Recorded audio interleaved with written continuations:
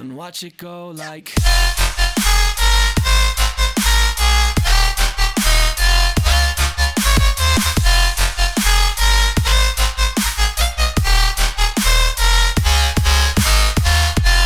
Yo guys! Today I wanted to show you how to remake the main sounds from Fox Stevenson's track Go Like. Why? Because it utilizes a very fun technique that not many people know about. Also, there is not many good tutorials on Fox Stevenson on YouTube, and I love Fox, so yeah. So yeah, we're in FL Studio. Yes, I use FL11, don't at me. First I'm gonna quickly show you how to make the beat because it is pretty simple. Standard kick, standard snare, ride, and the hi-hat, and of course crash. Whole beat sounds like this.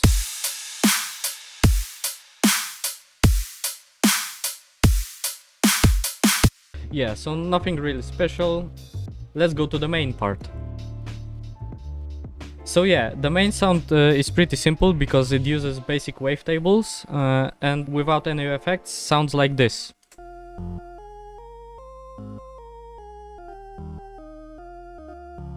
As you can hear, it's really quiet because after adding all effects, it gains a lot of volume. Firstly, I'm gonna show you how to make the bass sound. I used Serum, and as you can see, it uses sine wave. On the effects, just a bit of tube distortion. And yeah, that's a whole sound. First lead sound, I used BSOD square with 66% with PWM modulation.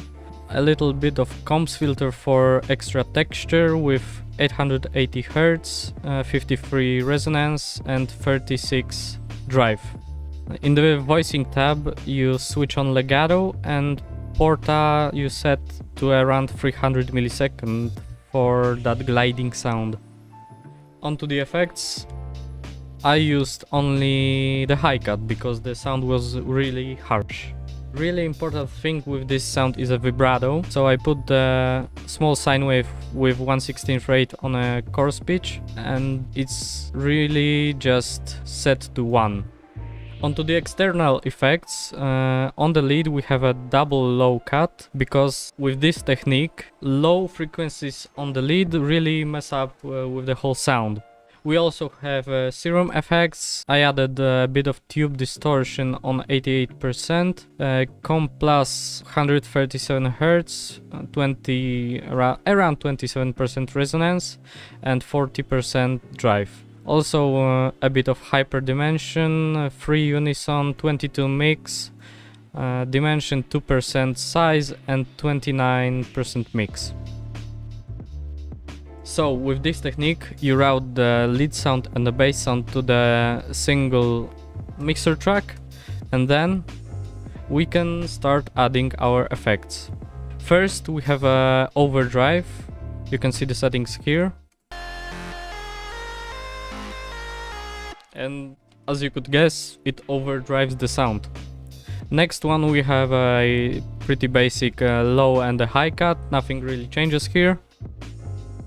So we have saturator, which we are using to boost certain frequencies and distort them in a certain way.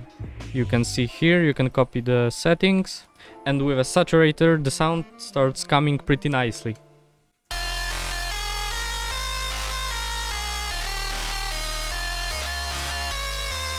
Next thing we have is an OTT, pretty basic stuff, 55 upward, 78 downward, 80% depth, 181% time. Add some gain to it. Next we are using EQ to clean up a sound a little bit and as you can see separate a bit bass from the lead sound.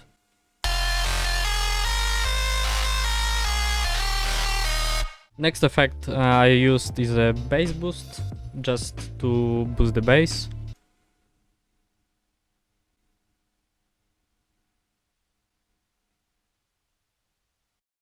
And the last thing for now is a fruity balance, which I used to make a wobble sound.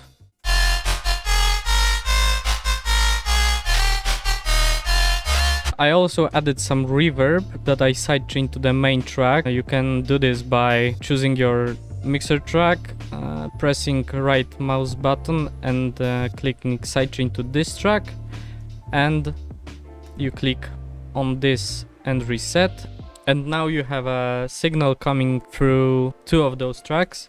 What I did on this mixer track is I low cut it around 500 Hz, boosted it around 1200, and I used Valhalla Winter Reverb with 100 mix, so it only plays the reverb with 0 pre-delay, chamber, really short decay, and what else? 12.4 size. Next I used stereo shaper with this setting and the stereo enhancer a bit to the left and the stereo separation a bit to the left also. Next what I did is I used the fruity limiter to sidechain the reverb with the dry track. I used the compressor setting with a sidechain from the dry track, threshold around minus 20 dB, ratio around 3, release around 82 milliseconds and attack on 0. So yeah, that's how the sound was made. Obviously it changes a bit in the second part. It's a square wave from basic shapes, a bit of comms filter, the same settings, vibrato on the chorus pitch, and the effects only high cut. So yeah, thank you guys for watching, hope you enjoyed, hope you learned anything. If you have any comments, please put it down below. If you have any video suggestions, let me know. And yeah, thank you. Bye!